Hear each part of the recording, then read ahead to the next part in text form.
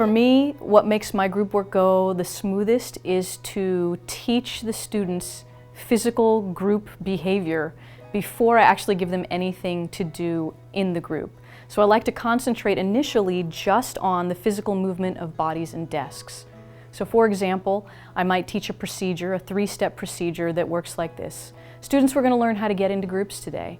This is a 3-step procedure. Step 1.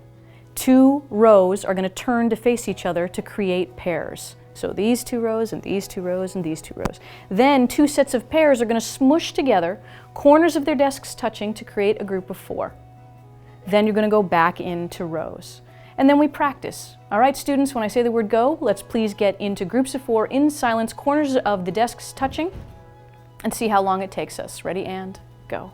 And I time them. They get into groups. We debrief. That was pretty good. We're all in groups, but you guys over here, corners of your desks aren't touching, and over here there was some talking. This is a silent activity. See if we can do it in silence, and let's go back into rows. And on the floor, I will mark where the first chair in each row has to go, so that they know where to put their chair, and then everybody in their row can line up after them. I always get a question when I'm doing this activity with my students. Somebody will always ask me, Mrs. Dearborn, why do the corners of the desks have to touch? And then I do something I do all the time in the classroom. I quote research that doesn't exist. Students, the reason the corners of your desks have to touch is because studies show when the corners of students' desks touch, they are more focused and they learn more.